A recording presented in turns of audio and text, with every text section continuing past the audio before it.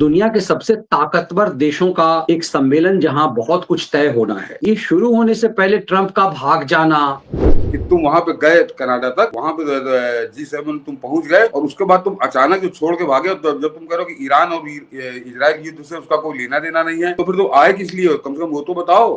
Trump तो खाली परमाणु अड्डे की शिकायत कर रहा था ना कि तो परमाणु हथियार है। तो ट्रंप जो है वहां पे भी ये कहने लायक नहीं है, ये इसकी धुल गई है। और इसीलिए लतिहर देख रहे होंगे, सनसनीवास देख रहा होगा, वो पाड़ा पाड़ी का कोई गैंग देख रहा होगा, तो कहेगा ना कि भैया सतीश मिश्रा, मनीष ठाकुर, ये क्या जो है सो रसगुल्ले बना रहे हो। सर नमस्कार। नमस्कार मनीष जी, दर्शकों को भी नमस्कार। G7 जैसे सबसे महत्वपूर्ण बैठक, दुनिया के सबसे ताकतवर देशों का एक सम्मेलन जहां बहुत कुछ तय होना है। ये शुरू होने से पहले ट्रंप का भाग जाना, एकाएक भागा और उसके बाद अपने बड़बोलेपन से यह भी कह दिया कि फ्रांस का राष्ट्रपति झूठा है। वो झूठ बोल रहा है कि हम इजराइल और ईरान के बीच सीज फायर ना करा पाए, इसलिए भागे। डोनाल्ड ट्रंप की मुलाकात नरेंद्र मोदी से होनी थी। मैं भी भूमिका में कह रहा था कि लतिहर खलिहर जितने वो कह रहे थे मोदी मिलेंगे वहां, तो ट्रंप से क्या पूछेंगे पाकिस्तान भारत वाला सीज फायर को लेकर के। ट्रंप भागा क्यों मैदान छोड़कर? इतना महत्वपूर्ण बैठक आना ही नहीं चाहिए था, आया तो भागा क्यों? मनीष जी, ट्रंप पे भी हम लोग बात करते हैं, लेकिन प्रधानमंत्री मोदी जब भारत से निकले इस यात्रा के लिए, तो किस मूड में वो निकले थे, कितने आक्रामक मूड में निकले थे और दुश्मनों को निपटाने के मूड में निकले थे, इसका संकेत हमारे यहाँ तो किसी खैराती ने उसका जिक्र ही नहीं किया। मनीष जी, दर्शक जरा इस बात को समझें। प्रधानमंत्री मोदी जब साइप्रस पहुंचे हैं तो साइप्रस में उनका स्वागत हुआ, साइप्रस ने उनको सर्वोच्च सम्मान दिया, वहाँ हिंदुस्तानी जुटे और बड़ा भव्य स्वागत हुआ, माला पहनाई गई। ये दुनिया भर की कहानी हमारे यहाँ सारे न्यूज चैनलों ने दिखाई और दिन भर दिखाई, क्योंकि इनके पास तो केवल एक खबर ये पकड़ते हैं, उसके बाद चिंगम की तरह चबाते हैं, पूरा दिन काट देते हैं उसमें, बाकी की हराम की तय हो जाती है। तो वही खेल पूरा हुआ। लेकिन साइप्रस गए क्यों थे प्रधानमंत्री मोदी? मेन उनका एजेंडा क्या था और कितनी बुरी तरह से उन्होंने अपने एक दुश्मन को निपटाया है, ये तो यहाँ से इसका मतलब प्रधानमंत्री जब निकले थे तो बड़े आक्रामक मूड में निकले थे। साइप्रस पहुंच के मनीष जी उन्होंने तुर्की को जूता ऐसा मारा है, और तुर्की को मोदी जब मारते हैं तो वो प्रतीकात्मक नहीं होता है। इसका मतलब वो जो जूता मारा है, तो अब आगे बड़ा खतरा है तुर्की के लिए, तुर्की बड़ा सावधान हो जाए। मनीष जी, जिस तरह से हमारा पाकिस्तान के साथ विवाद चल रहा है सन 47 से, वैसे ही तुर्की के साथ इसका साइप्रस का सन 74 से विवाद है। 51 ईयर्स, 51 साल हो गए वो विवाद चल रहा है। उत्तरी साइप्रस का जो इलाका है उसमें एक हिस्से पर ये तुर्की कब्जा किए, बाकी साइप्रस के पास है। प्रधानमंत्री मोदी गए कहाँ थे? प्रधानमंत्री मोदी उसी उत्तरी साइप्रस पहुंचे थे मनीष जी, उनका वही स्वागत हुआ है और वहीं पर पूरा कार्यक्रम हुआ है वो तो। और जाकर उन्होंने भूरी भूरी प्रशंसा की है और उस उत्तरी साइप्रस के मुद्दे पर खुलकर जो है साइप्रस का साथ दिया है। तो एक तरह से ताल ठोक दी है। पहले तो उन्होंने तुर्की के खिलाफ, वहीं से उन्होंने ध्वस्त किया कनाडा पहुंचने से पहले। तो प्रधानमंत्री मोदी कई हिसाब किताब करने निकले थे, लेकिन जिसके साथ मेन हिसाब किताब करना था वो तो पहले मैदान छोड़ के भाग गया। और उसको मेरे ख्याल से अंदाजा हो गया मनीष जी, जब उसने, क्योंकि वो हमारे यहाँ के न्यूज चैनल नहीं देखता ट्रंप के भी अपने लोग हैं, उसके भी कई मुखबिर हैं, तो वो धोखे में नहीं रहता। तो वहां पे साइप्रस के अंदर एक एक क्षण की खबर ट्रंप के पास पहुंच रही होगी। तो ट्रंप समझ गया कि बड़ी बेइज्जती यहाँ पे हो जाएगी, इससे बेहतर है कि पहले मुंह चुरा के भाग जाओ मोदी से। और दर्शकों को मैं बता रहा हूँ, मैं कोई बड़ी अटपटी बात नहीं कह रहा हूँ या कोई बड़े, क्योंकि भारतीय हूँ इसलिए भारतीय प्रधानमंत्री की जय जयकार मैं नहीं कह रहा हूँ। सारे सरकमस्टांसेस ये बता रहे हैं कि ट्रंप जो भागा है कनाडा से, वो सिर्फ मोदी के डर से भागा, क्योंकि उसका सामना मोदी से हो जाता और वहां पर वहां जो दुनिया के 7 शक्तिशाली देश खड़े हैं उनके सामने मोदी कपड़े उतारते उसके, और जब वो कपड़े उतरते तो वो उसको कुछ कहने सुनने को रह ना जाता। उस बेइज्जती से बचने के लिए वो भागा चोरों की तरह एकदम से हड़बड़ी में कि मुझे बड़ा जरूरी काम है। ऐसा कौन सा जरूरी काम है? जाते समय नहीं मालूम था कि कौन सा काम है? कोई घर के आटा पिसाता है क्या? एकदम से अम्मा की फोन आ गया कि भैया तबीयत खराब हो गई, जल्दी चले आओ। तबीयत कौन, हमारी दवा कौन लाएगा? तो ये चीजें जब कोई जाता है राष्ट्राध्यक्ष, तो सारी चीजें सेट करके जाता है, तब वो करता है। दो बातें हमारे यहाँ के खैराती बड़ा दो बातें आपके हमारे उदाहरण भी यहाँ अद्भुत होते की दो बातें दो हैं। बातें हमारे यहाँ खैराती बड़ा जुटे हुए हैं, और जो जाटवार लोग हैं वो सब जुटे हैं कि वो अचानक जो है, और यहाँ पे तो मनीष जी न्यूज चैनलों ने गलत गाना गाना शुरू कर दिया कि अब कहर आएगा, अब ईरान का आखिरी आ गया, ट्रम्प आते ही हमला करने की तैयारी करनी। अरे हमला करने की तैयारी करनी है तो अचानक हमला करने की, उसको मालूम है ये युद्ध शुरू हो गया 13 जून को और वो आया 16 जून को, तो ये तो 4 दिन हो चुके थे, मालूम था कि हमें क्या करना है और मालूम है कि क्या होना है। तो ये हमला करने की तैयारी करने के लिए ट्रम्प वहां नहीं आया था। ये जो यहाँ मूर्खाधिराज बैठे हैं सारे रात दिन चिंगम चबाते हैं, उनको भी समझ में आ जाए। और दूसरी चीज, एक बात वो जोश में देखो, जोश में आके फिर वो अपना होश खो देता है। वो दो बातें ऐसी कह गया, बेतुकी बातें कह गया, जो कम से कम किसी राष्ट्राध्यक्ष को तो कहनी नहीं चाहिए थी। और जो कूटनीतिक हो, और खासकर अमेरिका ऐसे देश का राष्ट्रपति, उसको तो बिल्कुल नहीं कहनी चाहिए थी। पहले तो उसने अमेरिका पहुंचते गाली बकनी शुरू की फ्रांस के राष्ट्रपति को, उसको ऊँटा झूठा झुट्टा और हमेशा झूठ बोलने वाला सब कुछ उसने कहा कि झूठा बता दिया। और जिस बात उसको झूठा कहा वो और शर्मनाक है, जबकि फ्रांस के राष्ट्रपति ने कुछ भी गलत नहीं कहा था। उन्होंने कहा था कि ये जो इजराइल ईरान युद्ध चल रहा है तो संभवतः उसके मध्यस्थता करने या उसका युद्ध विराम करने या जो भी करना हो, ये उस वजह से ट्रम्प को अचानक जाना पड़ा है। उस पर वो उसके ऊपर आग बबूला हो गया, उस पर टूट पड़ा, ये झूठा है, ईरान और इजराइल के युद्ध से मेरा कोई लेना देना नहीं। जरा गौर करिए कि एक तरफ क्या कह रहा, दूसरी तरफ आके कह रहा कि मेरा इजराइल ईरान युद्ध से कोई लेना देना नहीं, मैं उसका युद्ध विराम नहीं कराऊंगा और वो तो अब उसका तो फैसला होगा। तो मनीष जी, इस ट्रम्प से पूछा जाना चाहिए कि तुम वहां पे गए कनाडा तक, वहां पे G7 तुम पहुंच गए और उसके बाद तुम अचानक जो छोड़ के भागे, जब तुम कह रहे हो कि ईरान और इजराइल युद्ध से उसका कोई लेना देना नहीं है, तो फिर तुम आए किस लिए हो? कम से कम वो तो बताओ कि ऐसी कौन सी इमरजेंसी पड़ गई कि तुम आए हो। कोई इमरजेंसी नहीं थी मनीष जी इसकी। और ये कायदे से इधर के दो दिन के जो घटनाक्रम है, जो थोड़ी बहुत इसकी इज्जत स्वतः बन गई थी, वो भी उतर गई है अब।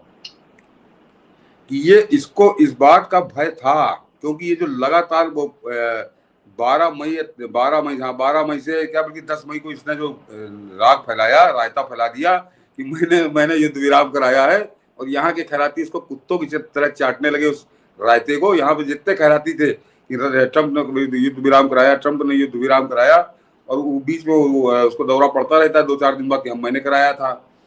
तो मोदी वहां पे हिसाब किताब इससे कर लेते कि तुमने क्या कराया था, और वो इस स्टाइल से करते कि ट्रम्प को बंदर की तरह नाचता ये। तो उस एम्बेरसमेंट से बचने के लिए, उस मोदी का सामना करने से बचने के लिए, और बहुत बड़ी बात है और बड़े गर्व की बात है। और इसको मैं क्यों कह रहा हूँ गर्व की बात, जरा ये भी समझिए कि ये मोदी को हल्के में लेने की औकात नहीं है डोनाल्ड ट्रम्प की। अगर वो हल्के में लेता होता तो जैसे उसने अपने आप व्हाइट हाउस में बुलाकर उस जेलेंस्की को बेइज्जत किया था, डांट के भगाया था, उसी तरह से फिर वो वहां पे शेर की तरह टहलता। लेकिन उसको मालूम था कि सामने बब्बर शेर है, अगर वो शेर है तो फिर बब्बर शेर है, बेइज्जती कुछ ज्यादा हो जाएगी। उससे बेहतर है कि पहले निकल जाओ। और वहां पे जितने लोग G7 के जो मेन लोग थे, वो मेलोनी, वो किसी कीमत पर मोदी के खिलाफ जा ही नहीं सकती। दूसरा आ जाइए वो फ्रांस वाला, तो उसको गाली बक रहा है ये आदमी, तो समझ लीजिए कि उससे इसके कितने संबंध है यूनाइटेड किंगडम। तो कोई मतलब नहीं था इसका, ये जितने थे तो ये भागा है वहां से, और मोदी के डर से भागा। और ये बहुत शुभ संकेत है और भारत के लिए गर्व करने की बात है। तो ये तो पहली बात समझ लीजिए, कनाडा ये जितने राग फैला रहे हैं, हमारे यहाँ के जो न्यूज चैनल बैंड बजा रहे हैं, इसका कोई मतलब नहीं है, क्योंकि वो खुद ही मना कर चुका कि ईरान और इजराइल से उसका कोई लेना देना नहीं। और वो बात मनीष जी सिद्ध भी हो रही है। अब मैं क्यों कह रहा हूँ कि ट्रम्प जो है आज सवेरे या जो बीती हुई रात है उसमें राती में आ गया था अमेरिका। ऐसा नहीं है कि वो अभी पहुंचा है, यानी उसको अभी कुछ घंटे बाद उसको कनाडा से अमेरिका पहुंचे 24 घंटे हो जाएंगे। 24 घंटे, कुछ जगह में पढ़ रहा था कि शायद रात में 1:30 बजे पहुंचा है, तो अगर 1:30 बजे तो 1:30 बजे 24 घंटे उसको हो जाएंगे अमेरिका पहुंचे कनाडा से। तो 24 घंटे के अंदर मनीष जी कोई ऐसा संकेत मिला आपको, कोई ऐसा घटनाक्रम घटा इस पूरे युद्ध के दौरान कि जिससे लगे कि हाँ ट्रम्प ने कोई हाहाकार मचा दिया है? वो उसका 35 जहाज उड़े थे, वो पहले आ गई खबर, खाड़ी में उसके युद्धपोत पहले से खड़े हैं, उसके सैनिक पहले से तैनात है। कुछ भी 24 घंटे के अंदर ऐसा नहीं हुआ जिसको ये कहा जाए कि ट्रंप ने अमेरिका पहुंच के कोई अलग बटन दबा दिया, कोई अलग घड़ी घुमा दी, जिसकी वजह से अब ये पूरा युद्ध पलट गया और जल्दी हो जाए। कुछ नहीं हुआ है, वो केवल वहां से भाग के आया है, उसके बाद कुछ बता भी नहीं पा रहा कि किस लिए आया है। तो ये केवल एक ही कारण समझ में आता कि पिछले जो 10 मई से वो जो रायता फैला रहा था और यहाँ के खैराती उसको कुत्तों की तरह चाट रहे थे, उस रायते को समेटने के लिए मोदी पहुंच गए थे। और अब की उससे समेटते बनता ना, तो उससे पहले उसने अपनी इज्जत बचाई और भागा है वहां से। और अमेरिका का राष्ट्रपति इससे पहले कब किसी, चाहे वो G7 की समिट हो, चाहे वो G8 की समिट रही हो या G20 की समिट रही हो, अमेरिका का राष्ट्रपति या तो गया नहीं है, अन्यथा वो गया है तो फिर पूरे समय रुका है। तो ये क्यों भागा वहां से? तो ये केवल एक कारण है, और दूसरा कोई कारण नहीं है। और मैं आपको कारण सही बता रहा हूँ कि ये अगर कोई मान लीजिए इसका कोई बड़ा रोल होता, तो जब ये कनाडा से भाग के आया तो 24 घंटे होने जा रहे, कुछ घंटे बाद क्या फर्क पड़ा? कोई फर्क नहीं पड़ा। और इस पूरे घटनाक्रम से मनीष जी इसकी एक और कलई खुल रही है, जो हम लोग भी कह रहे थे कि ये आज की तारीख में इससे कोई और आदमी का और पूछे कि रूस और यूक्रेन तुरंत समझो, युद्ध विराम कर दो, शांति कर रख लो, हालांकि सुन नहीं रहे इसको, बिल्कुल कहीं कूड़ेदान में डाल दिया। रूस और यूक्रेन दोनों धुआंधार लड़ रहे हैं आपस में, इसकी बात कहीं कोई वजन नहीं है। पाकिस्तान और इंडिया का जो ऑपरेशन सिंदूर हुआ, उसमें इसने वाहवाही बटोरी कि मैंने युद्ध विराम करा दिया, सबको धंधा करना है, तो वहां पे भी युद्ध विराम के गाने गा रहा था। तो ये इजराइल और ईरान वाले मामले में ये क्यों कह रहा है कि अब कोई युद्ध विराम नहीं होगा, अब तो फैसला होगा, बिल्कुल अंत हो जाएगा? क्यों कह रहा है? ये कह नहीं रहा मनीष जी, इसकी मजबूरी है ये कहना, ये भी दर्शक समझे। क्योंकि अगर इसने कहा कि युद्ध विराम करो, तो जो अभी इसकी बची खुची इज्जत है वो भी इजराइल उतार के 2 मिनट में इसके हाथ में पकड़ा देगा। क्योंकि इजराइल कोई युद्ध नहीं लड़ रहा है, इजराइल अपने अस्तित्व की लड़ाई लड़ रहा है। वो एक नहीं 1000 बार नेतन्याहू कह चुके कि अगर हमने इसको छूट दी तो फिर ये यहूदियों का इस धरती पर अस्तित्व खत्म हो जाएगा। और उस बात को ईरान बड़े डंके चोट पर कहता रहा है कि हमको इजराइल को नहीं खत्म करना, हमको यहूदियों का अस्तित्व खत्म कर देना है इस धरती से। और ये लड़ाई इस बात पे हो रही है, तो ये किस मुंह से कहेगा कि जाके युद्ध विराम कर दो? तो अब ये इससे एक बात और समझ में आ रही है कि ये जहां पाता है, जहां मजबूत देखता है, वहां का ढोल ये बजाना शुरू कर देता है। इसने इजराइल का ढोल बजाना शुरू कर दिया। और जो बात, एक बात और समझ लीजिए कि जो इजराइल के पास हथियार हो, तो अमेरिकी हथियार ही है उसके पास, तो क्या डोनाल्ड ट्रंप ने दिए हैं क्या? ये अभी 20 जनवरी को इसने कसम खाई है अपनी कुर्सी की। 20 जनवरी अभी क्या है समझिए, 20 मई आने वाली है। तो अभी इसको आए हुए मुश्किल से 4 महीने हुए हैं। तो वो जो इजराइल के पास पूरा खजाना रखा है अमेरिकी हथियारों का, वो क्या डोनाल्ड ट्रंप ने दिया? वो पिछले 50 साल से अमेरिका देता रहा है, अमेरिकन पॉलिसी रही है। वो इजराइल जो है वो अमेरिका की तरह से, क्या कहूँ उसको, जो भी समझिए कि सबसे ज्यादा अगर हथियार की दम का है तो अमेरिकन हथियार वो पैसे देके खरीदता है। ऐसा नहीं कि कोई खैरात बांटता, जैसे पाकिस्तान को बांटता खैरात, उस तरह से खैरात नहीं लिए इजराइल ने नगद नोट देके इससे खरीदा है और अमेरिका ने भरपूर हथियार उसको दिए हैं। तो वो 4 महीने के डोनाल्ड ट्रंप के दिए हथियार नहीं है। तो और उन्हीं हथियारों के दम पे इजराइल जो है मार रहा है 2000 किलोमीटर बैठे ईरान को। और अगर ये ट्रंप चौधरापन करता, चौधरी बनने की कोशिश करता, तो ट्रंप इसको भी 2 टुकड़े जवाब देता कि तुम अपनी औकात में रहो, मार तो पड़ेगी। और ईरान के लिए बता चुका, अब तो इससे ज्यादा कुछ हो ही नहीं सकता। कि ये नेतन्याहू ने बड़ा खुलकर कह दिया है कि अब ये युद्ध खामनेई की हत्या के साथ ही खत्म होगा। मनीष जी, ये इससे बड़ी कोई बात हो सकती है? अब वो किसी और बात तो कर ही नहीं रहा कि खामनेई को जब तक हत्या नहीं कर दूंगा उसकी, तब तक ये युद्ध चलेगा। है ट्रंप की औकात जो कह दे कि नहीं युद्ध विराम कर दो? क्यों? जो बात ट्रंप कह रहा था कि ये जो है परमाणु बम बना रहा हो, परमाणु को यूरेनियम का इनरिचमेंट कर रहा है, तो वो काम तो परसों खत्म हो चुका। ये तो वहां के इजराइल के डिफेंस मिनिस्टर ने कह दिया कि इसके हमने सारे परमाणु अड्डे सब ध्वस्त कर दिए, अब इसके पास कुछ बचा नहीं है, लेकिन अब हमको यहाँ की सरकार उखाड़ के फेंकनी है। और उसके बाद नेतन्याहू को आ गया कि इसकी हत्या करनी है। तो उसके बाद तो जब उसका डिफेंस मिनिस्टर कह रहा है इजराइल का कि हमने इसके परमाणु अड्डे खत्म कर दिया, अब इसको दोबारा करने में कम से कम 20 साल 25 साल लगेंगे नए सिरे से, तो ट्रंप कहता कि अब तो खत्म कर दिया। तो ट्रंप तो खाली परमाणु अड्डे की शिकायत कर रहा था ना कि तो परमाणु हथियार है। तो ट्रंप जो है वहां पे भी ये कहने लायक नहीं है, ये इसकी धुल गई है। और इसीलिए ये कनाडा से लौटा अमेरिका में बैठा है, ये चल इजराइल जाता कुछ करता धरता, लेकिन कुछ नहीं कर रहा है। ये केवल अपनी इज्जत बचा के प्रधानमंत्री मोदी से ये भागा है कि उनका सामना होगा। और मोदी उधार छोड़ते नहीं है और मैंने इसीलिए शुरू में बताया कि उन्होंने हिंदुस्तान से निकलते ही साइप्रस, और साइप्रस में भी नॉर्थ साइप्रस, उत्तरी साइप्रस, वहां पे जाके अपना जहाज उतारा। तो पहले तो तुर्की को जुटियाया, उसको संदेश दे दिया कि ये उत्तर साइप्रस जो है, इस पर अगर बहकोगे तो हम साइप्रस के साथ खड़े हैं। वहां पर उन्होंने खुलकर संदेश दिया है। तो अपने एक तरह से राणा प्रताप की तरह निकले। तो ट्रंप ने यही ठीक समझा कि हम निकल लो यहाँ से, यही ज्यादा बेहतर है। भाई ये है कहानी जो ट्रंप डर के भागा। और मैं दर्शकों से कहूंगा कि अगर आप इसमें कहीं कोई आपको कोई पेंच नजर आ रहा हो, कोई आपत्ति नजर आ रही तो करिएगा, मैं तो नहीं देख पाता, लेकिन मनीष जी जरूर बता देंगे। सर हम लोग उस दिन भी बात कर रहे थे जब ये ट्रंप कतर से और इस सबसे माल बटोरने गया था, बड़ा मोटा सौदा। आपने वो हेडिंग भी उस दिन हम लोगों ने उसी पे किया था, इतना बड़ा सौदा, आज तक का इतिहास का सबसे बड़ा सौदा।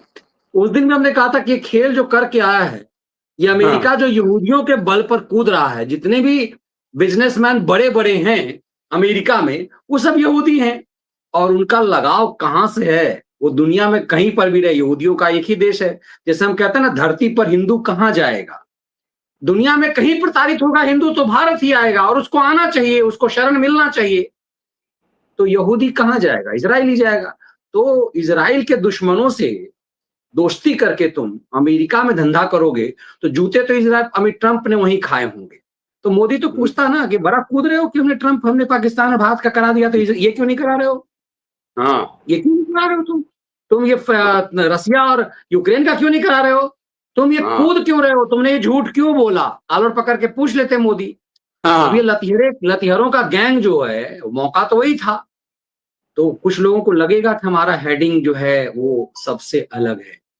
और बड़ा अच्छा है कि आपने मुझे कहा कि मनीष जी ट्रंप छोड़ करके क्यों भागा। तो मैंने जो जवाब दिया तो ऐसा लगा कि एकदम से हमारी टेलीपैथी मिल रही थी। बिल्कुल हम लोग एक ही ढंग से सोच रहे थे कि आपको लगा कि नहीं, मनीष जी कह देंगे कि नहीं ट्रंप ने ये, तो फिर हो सकता है ये हेडिंग हमारी नहीं होती। लेकिन इसका मतलब है कि बात कुछ ना कुछ है, कोई वजह नहीं है ना। तुम कारण तो बताओ, कितने महत्वपूर्ण बैठक में तुम क्यों आए? सही बात कही कि हम उसकी मम्मी की तबीयत खराब हो गई कि भाई आटा पिसाने, गांव में आता ना कि देर हो गई, गेहूं पिसाने गए तो भाई चलो भाई मम्मी की तबीयत खराब हो गई, अम्मा की आ जाओ। ट्रंप को जवाब तो देना पड़ेगा। ये जलालत करके ये फ्रांस के राष्ट्रपति को मूर्ख की तरफ, बेहुदा की तरह, बेहुदागिरी है ये। जिस तरह की भाषा का उसने प्रयोग फ्रांस के राष्ट्रपति, आखिर वो फ्रांस का राष्ट्रपति है, तुमने क्या समझ की छिछोड़ा वाली हरकत? उसने कोई आपत्तिजनक बात भी नहीं की, उसने बेचारे ने कुछ नहीं कहा, कुछ नहीं कहा। और मैं एक और दर्शकों से बता दूं, जो सीनियर सिटीजन है उनको याद होगी कि यहूदियों का शिकंजा किस तरह से अमेरिका के ऊपर कसा हुआ है, और ये अमेरिका टच से मस नहीं हो सकता। ये तो अभी आया, 4 साल बाद चला जाएगा ट्रंप। कि जब 2001 मनीष जी 2001 ही में गिरा था, ट्विन टावर गिरे थे अमेरिका के दोनों, 2001 9/11/2001। उस समय एक कहानी बहुत चली थी, और वो सच ही थी मेरे ख्याल से, कि उस ट्विन टावर के, दोनों ट्विन टावर में जितने कर्मचारी काम करते थे अलग अलग कंपनियों के जो थे, उनमें करीब 3900 या 4000 कर्मचारी जो थे वो यहूदी थे, जो उन दोनों ट्विन टावरों में वो काम करते थे। लेकिन ये एक बड़ा आश्चर्यजनक तथ्य है, और आज भी उस पर डिस्कशन होता है कि वो जिस दिन वो ट्विन टावर में दोनों जहाज घुसे हैं, उस दिन वो सारे के सारे 4000 यहूदी छुट्टी पे थे मनीष जी। ये कैसा संयोग है? तो एक तरह से इजराइल ने अमेरिका को आईना दिखाया था कि तुम बहुत बड़े ज्ञानी हो, तुम्हारी इंटेलिजेंस है, उसको तुम्हारी इंटेलिजेंस अभी बहुत नीचे है, और इजरायली अपने नागरिकों का, यहूदियों का कितना ख्याल रखते हैं। ये 4000 लोगों की छुट्टी बता रही है मनीष जी। और वो यहूदी कितने कट्टर हैं, इसको जरा समझिए कि अगर वो कुछ हिंदुस्तानी होते, 4000 हिंदुस्तानियों को कोई हिंट दे देता या छुट्टी कर लो, तो 1 घंटे के अंदर कम से कम 4 लाख लोगों को पता चल जाता कि भैया कोई बवाल होने वाला, छुट्टी ले ली हमने तो। लेकिन उन यहूदियों ने किसी से नहीं जिक्र किया, और अमेरिका को कितना तगड़ा झटका लगा ये सब जानते हैं। तो ये हम लोग डिस्कशन कर रहे हैं, लोगों को लगेगा क्या ये मैसेजिंग होगी कि आखिर ट्रंप क्यों गायब हो गया? क्या ये कह रहा कि नहीं ये वजह कोई और है, तो वजह क्यों नहीं बता रहे हो? कोई तो वजह होगी। अमेरिका में भूकंप आ गया, अमेरिका के लोग जो है, धरती पलट गई अमेरिका की, क्या अमेरिका की अर्थव्यवस्था चौपट हो गई। तुम कहते हो ना अमेरिका फर्स्ट, तो तो अमेरिका का ऐसा क्या, अमेरिका की क्षति हो गई? छोड़, ठीक है, मान लिया कि वैसा कुछ भी नहीं था, इजराइल उससे कोई लेना नहीं। अमेरिका में ऐसी क्या तबाही आ गई? नहीं मैं अमेरिका में कोई गृह युद्ध हो गया, आतंकी घटना हो गई, जैसे हमारे मोदी जी आ गए थे वापस, कोई ऐसा कुछ हो गया क्या? नहीं नहीं मनीष जी, वो अभी बता देता हूँ, पूरे दर्शकों को जवाब मिल जाएगा और थोड़ा इंतजार कर लीजिए। अब मोदी जो G7 में बोलेंगे, जो भी उनका भाषण होगा, उस भाषण को सुनिएगा आप, और उसी में आपको सब समझ में आ जाएगा कि क्या हुआ, क्यों भागा और क्या कारण है। और जिस समय मोदी बोल रहे होंगे तो बाकी जो लीडर है उनका चेहरा देखिएगा, वो बड़ा क्लियर कर देंगे, क्योंकि मोदी छोड़ेंगे नहीं, ये अच्छे से समझ लीजिए। मोदी ऐसा नहीं कि ये गेंद जो है ये खाली नहीं जाएगी, इस गेंद चौवा छक्का मारते पहले, अब की चौवा तो पड़ेगा ही पड़ेगा, पक्का है। और ट्रम्प चाहे भाग गया हो अमेरिका, लेकिन ये मोदी उसका पीछा अमेरिका तक करेंगे। और कमाल की बात देखिए कि खलिहरों का जो आका है, जो कहाँ छुपा है, वो खलिहरों का आका कह रहा सरेंडर मोदी। सोचिए, देश की का अपमान। तो कहते हैं ना, मोदी कई बार जवाब, लोग कहते हैं ना जवाब मोदी क्यों नहीं दे रहे। बहुतों को होगा कि राहुल गांधी ने इतना उचक्कागिरी वाला, बेवकूफा, भारत को अपमानित करने वाला बयानबाजी किया, ट्वीट किया, इस पर मोदी ने जवाब क्यों नहीं दिया। तो मोदी कई बार समय का इंतजार करते हैं, और मुझे लगता है कि शायद इस विश्लेषण को इस एंगल से समझना लोगों के लिए मुश्किल होगा। फैक्ट सामने आ जाएगा कि आखिर डोनाल्ड ट्रंप भागा क्यों। अतिशयोक्ति लोगों को लगेगी, लतीहरों को लगेगा। अभी खलिहर का गैंग आपको देखेगा इस शो को तो कहेगा कि अरे यार क्या बेकार की बातें, अमेरिका और भारत से डर जाएगा। लतीहर देख रहे होंगे, सनसनीवास देख रहा होगा, वो पाड़ा पाड़ी का कोई गैंग देख रहा होगा तो कहेगा ना कि भैया सतीश मिश्रा, मनीष ठाकुर, ये क्या जो है सो रसगुल्ले बना रहे हो। हाँ तो मनीष जी अगर देखते हैं, ये तो मालूम ही देखते हैं, देख रहे हो तो अभी 24 घंटे का समय दे रहा हूँ कि अभी जो तुम कल रात में वीडियो डालना, 24 घंटे को सोच लो, विचार लो, जितने तुम्हारे आका हो, दादा हो, सबसे विचार विमर्श कर लो। तुम जरा 24 घंटे बाद ये डालना वीडियो कि ट्रम्प इस वजह से नहीं, इस वजह से भागा था, वो बता देना। वो तुम 24 घंटे बाद बता देना कि ट्रम्प इस वजह से भागा, तो मान जाऊंगा कि तुम पत्रकारिता कभी तुमने की है। 24 घंटे बाद भी तुम्हारी औकात नहीं कि तुमको तीसरा कारण बता दो। 2 कारणों में से एक है, और एक कारण मैंने बता दिया, वो झूठ बोल रहा हो तो खुद ही कह दिया उसने कि फ्रांस का राष्ट्रपति झूठ बोल रहा है। कोई कारण नहीं मनीष जी, सिर्फ मोदी से बच के भागा है ये आदमी। और क्योंकि मोदी के तेवर साइप्रस में उसको नजर आ गए थे, तो समझ गया कि यहाँ पे बिना साबुन के धोएगा हमको, उससे पहले निकल लो। तो मोदी क्या इतनी आसानी से भागने देंगे सर? वो कहावत है, भाग बेटा भाग, तो इतनी आसानी से भागने देंगे कि भाग जाएगा ये?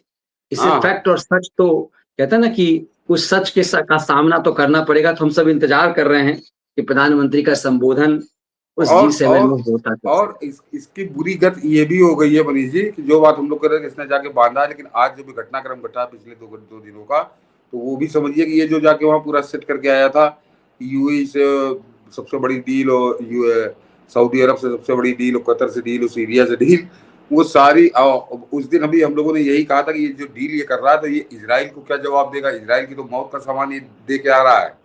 तो इजराइल ने बोला तो कुछ नहीं था, लेकिन ये मेरे ख्याल से अभी 1 महीना नहीं हुआ, 20-25 दिन हुए जब जाके पूरा सौदा उदा करके आया था वहां पे उनका पूरा जैसे होता है ना, बनिया के यहाँ जाओ तो लिस्ट पकड़ा दी जाती है, ये पैक कर देना, तो सबकी लिस्ट लेके आया था सऊदी अरब से, यूएई से, ये माल तुम्हारे यहाँ पहुंचाएंगे।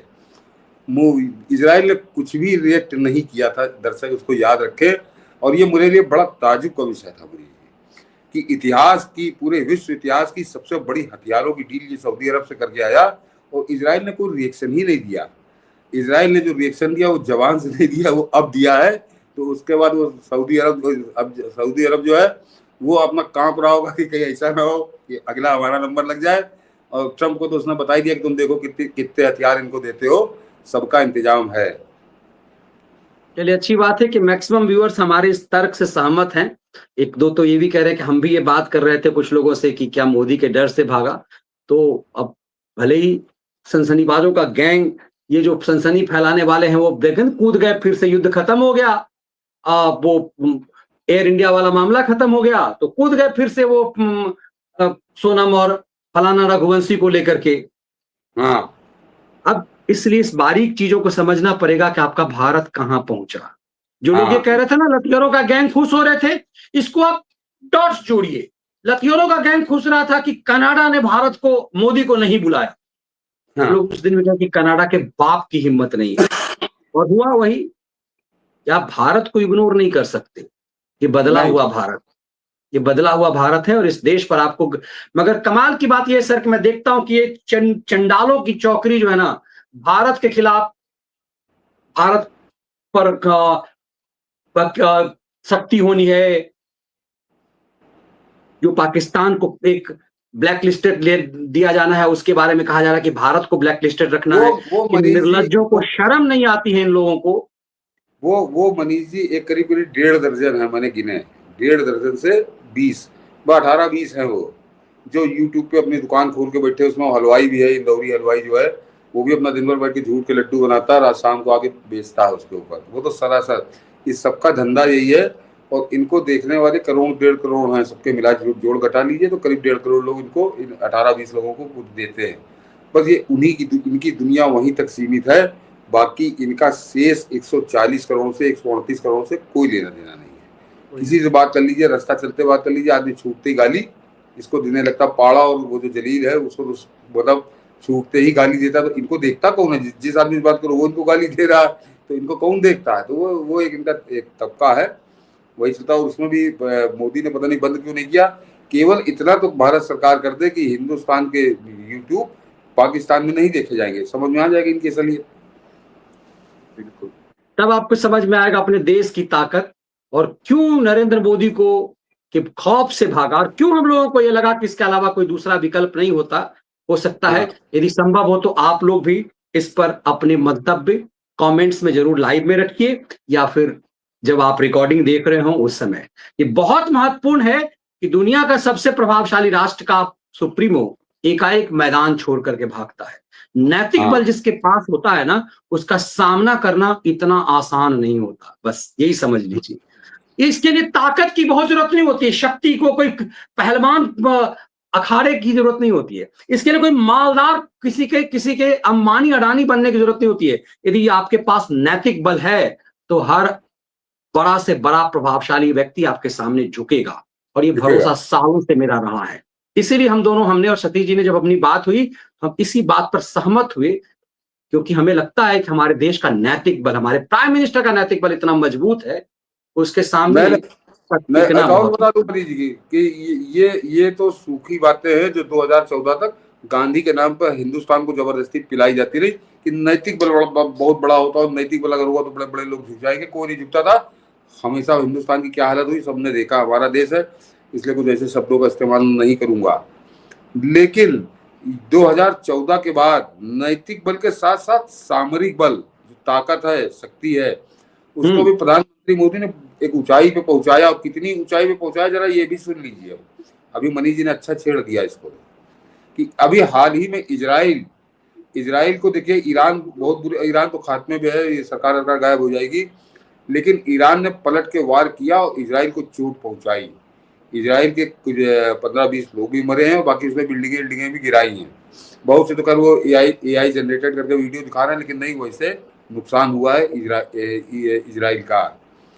लेकिन उस नुकसान के बाद, शुरुआती नुकसान जो हुआ, उसके बाद जब उसके ईरान के ड्रोन पहुंचे, ईरान की मिसाइल पहुंची है, गिरी है जाके इजराइल के अंदर, तो इजराइल ने फिर एक और निकाला है अस्त्र। और वो अस्त्र कौन सा है?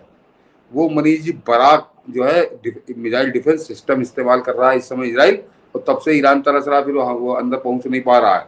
वो बराक डिफेंस मिसाइल सिस्टम है क्या? वो हमारे डीआरडीओ, भारत के डीआरडीओ और इजराइल ने मिलकर उसको बनाया है। तो वहां पे भी भारत की एंट्री तो हो चुकी इस लड़ाई के अंदर। उस लड़ाई के अंदर भारत की एंट्री हो चुकी है। और उससे पहले बता दूं, उससे पहले यही ट्रंप का थार्ड इस्तेमाल कर रहा था इजराइल, और कितनी बुरी हालत हुई थी कि उसके कितने ड्रोन और मिसाइल पहुंचे थे। उससे ऊब कर उसने बराक इस्तेमाल करना शुरू किया है। इजराइल और भारत का ज्वाइंट कोलैबोरेशन में और हमारे डीआरडीओ के सहयोग से वो बना है। तो ये है भारत की ताकत। तो भारत खाली नैतिक बल नहीं, साथ में सामान भी रखे है। तो जब दोनों चीजें आपके साथ होती है तब दुनिया आपके सामने झुकती है। ये नैतिक बल और सामरिक बल, इन दोनों का गठजोड़ हुआ है, जिसकी और वजह तब से, और यही वजह है कि अमेरिका का प्रधान राष्ट्रपति भी मैदान छोड़कर भागा है। हाँ, तब वो सन की ट्रम्प छोड़ के भागा है मैदान, ऐसे नहीं भागा है। ऐसे नहीं भागा है। इसीलिए, और क्योंकि इसलिए भी क्योंकि भारत और इजराइल की जो ट्विनिंग बीच की है ना, उसके भी बहुत मायने हैं। तो कई पॉइंट्स हैं जिसके डॉट्स जोड़ेंगे तो आपको साफ पता चल जाएगा कि हमारे प्रधानमंत्री के खौफ से, हमारे भारत के खौफ से अमेरिका क्यों भागा। ये बदला हुआ भारत है, ये नैतिक बल और सामरिक बल के गठजोड़ वाला भारत है। तो मैदान छोड़कर तो भागना ही होगा चंडाल चोरों को।